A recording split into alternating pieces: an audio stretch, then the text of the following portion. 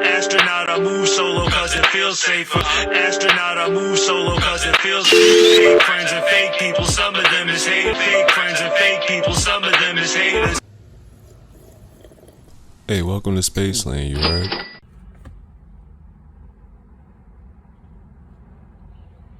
You're here, I'm here, and we're both in space. This is my second page. This is going to be my official page, but if you follow my other channel, you know I've kind of sort of been on YouTube already, but this is my brand new channel, you know what I'm saying, that's going to focus more on my car business. Like, I haven't really talked about it much online because, you know, I kind of like planned this restoration business, and when I was really secure on it, I said, let me just get the LLC, you know what I'm saying? So from that point on, I was just focusing on building my business to a certain point where I actually had like assets and some kind of like, you know, real financial power to really start kind of getting cars, moving around, buying tools, you know, vehicles, making sure everything is, you know, tip-top shape, taxes, that type of stuff. So long story short, I'm here now, and it's official that I really want to get more into the car thing now. I've been working a lot. I've been doing a lot of side hustles that have been funding the business. So money has been made. It's just now I really kind of prefer to just, you know, work on cars like I fully intended to do in the first place. And so that brings us here. You are on my second channel, Restorations in Spaceland. It's your boy Astronaut. Like and subscribe, and we're just gonna go right into it. Quick backstory, Project Shadow is the car I've pretty much owned the longest. It's a 2014 black Focus ST3. And I've essentially, you know, still stock turbo, full bolt-ons, the whole yada yada. I did a lot of stuff to it.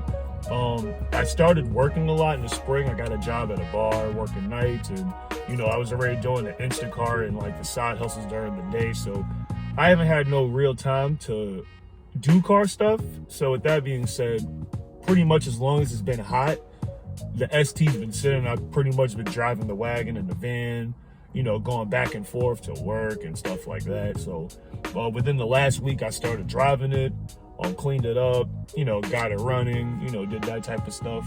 And I have a whole bunch of parts laying around. And like I said, I've gotten a lot done. So throughout, you know, the time of the channel and, you know, my time owning the car, which is going to be forever, I'm going to try to go back on things that I've done to kind of bring people up to date. Soon I'm going to have my website up, which will pretty much have all like my builds and, you know, what's in it and everything like that. So the car's been sitting for about 4 or 5 months, and a couple things have happened due to it sitting. I think personally, like electrical wise with the Focus, I think something else also may have happened when I jump started the car. But the first problem that I'm attacking in this video is essentially the left driver's side door actuator won't close. Like the door won't latch to the frame, you know, whatever. The door won't latch.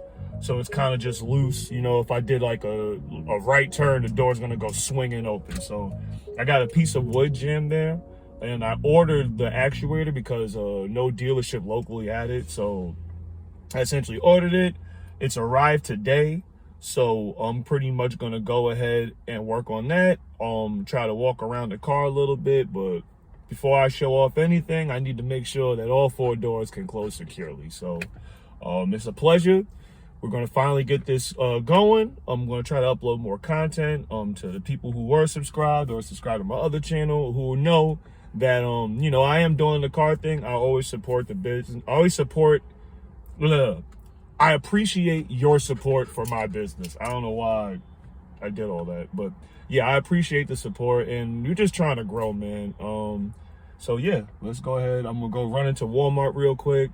We're going to go head back to the crib, and we're going to make sure that that is taken care of. So I will tap back in probably within like the next hour. You know what I'm saying? And like and subscribe.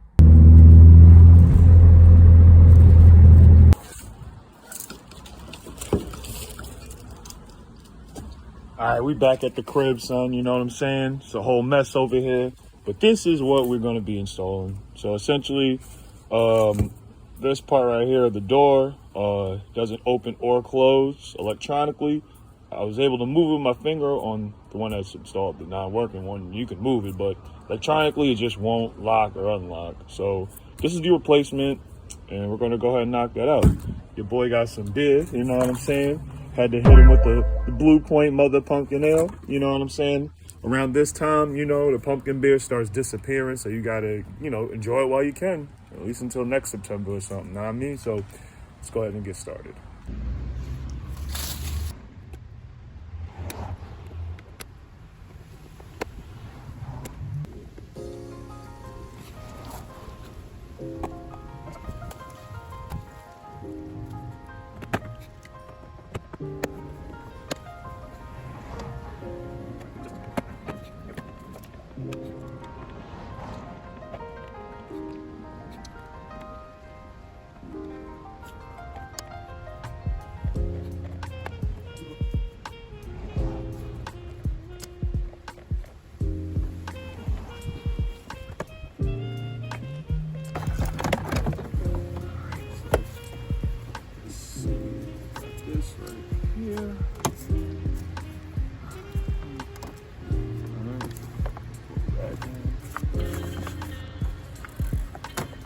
Looks like we got to it. So it looks like it's gonna go this way. I'm not sure if you can see. I'm trying to make sure the camera's angled correctly, but you can see that the two screws, they all line up, like two on the top, two on the bottom. And if you also look, the end of the sensor is right here. So this looks like the way to go. So I guess we're just gonna start unscrewing. Looks like we unscrew from the inside and pull from, you know, the inside out. And yeah, all right, cool.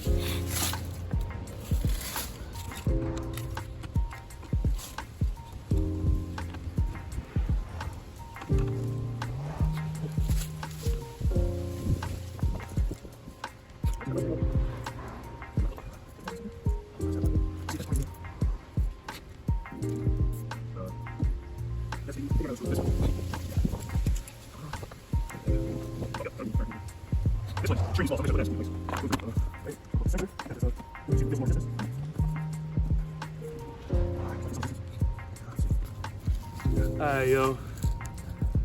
Alright, we back. So I wanted to fiddle around with it so I could, you know, I didn't want to waste too much camera time trying to see what the next step was, but I was almost sure that I would take off the door handle, and sure enough, I was right. The screw actually doesn't come out. So you just unscrew it a little bit and then kind of just feel on the door handle, and you know what I'm saying? It should just pull right off. Like essentially, you screw right here, unscrew a little bit, you know, lefty-loosey, and it should just pull right out. And here we are. So I got it loose, and here we are. So let's get this guy out of here. Alrighty, so we got it loose. So essentially, we just gonna take it off, I guess replace, you know, reattach the cables and stuff. So let me go ahead and get that on.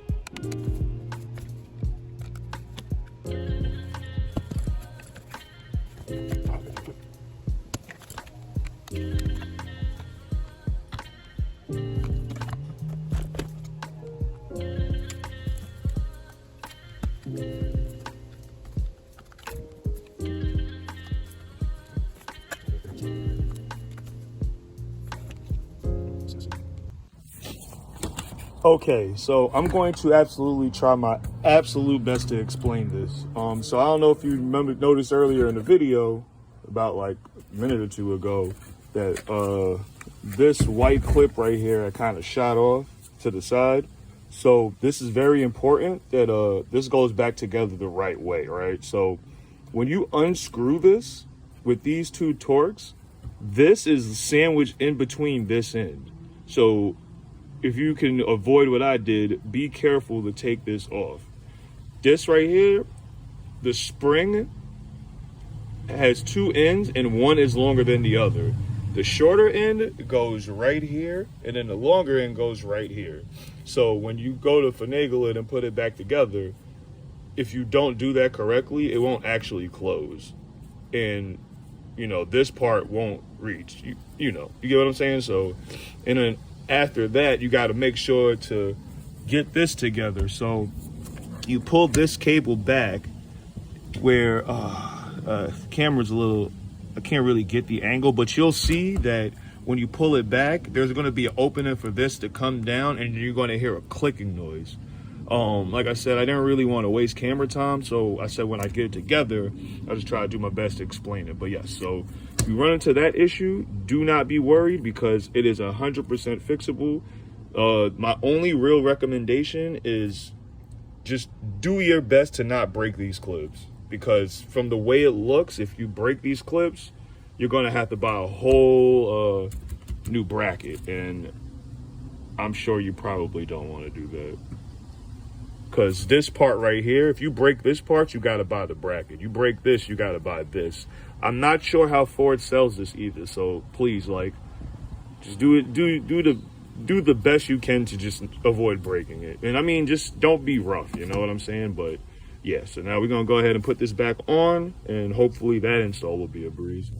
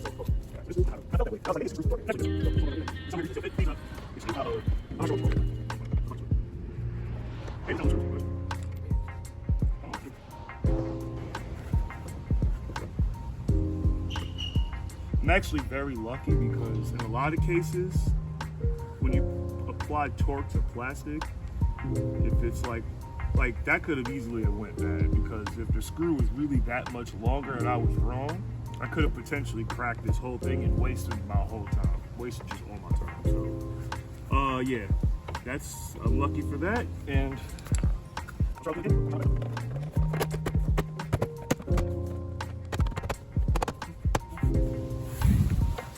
Alright, nice and flush. So now we're gonna screw up the panel, and we're gonna see if I wasted my time or if I actually fixed it.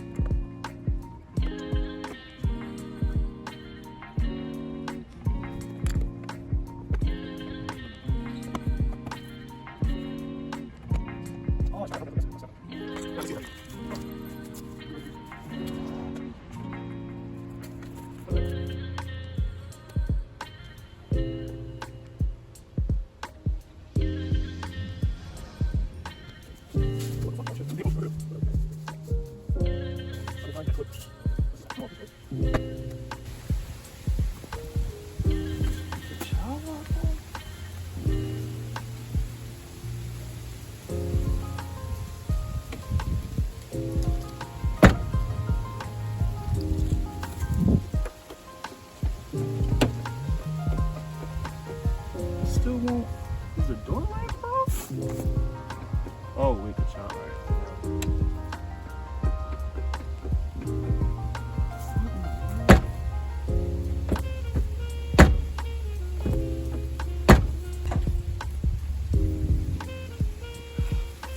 Ain't. Has a little bit more of a vibration thing to it, but I think that might be because of the clip, which I so very clumsily stepped on. So, all right, cool, we good. All right, on to the next.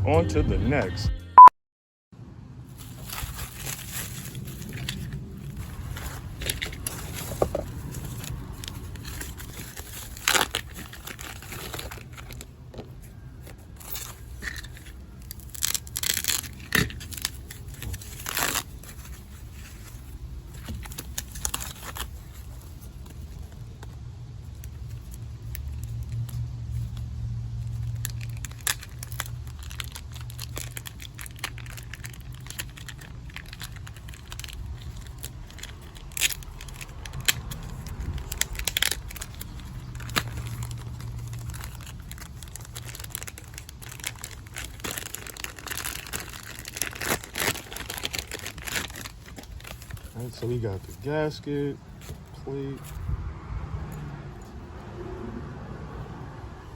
Check something like that. Oh my God, look at this, yo. What in the, oh my God.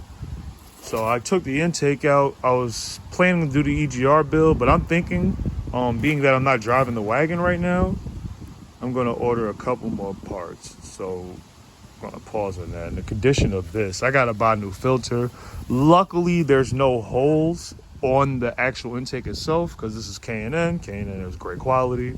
You heard it here first. Or actually, this is FS Works with a K&N filter. Goddamn it, FS Works is still good quality. You heard it here first. But you know what I'm saying. So what I'm gonna do is I'm gonna sand it and paint it, cause you know what I'm saying. You know, seeing right here, it's, you know, it's very visible, so it's gonna be part of the build. So it'd be nice to have that looking professional. You know what I mean? But yeah, so on to the next. Hard cause the bread important. I go hard cause the bread important. I go hard.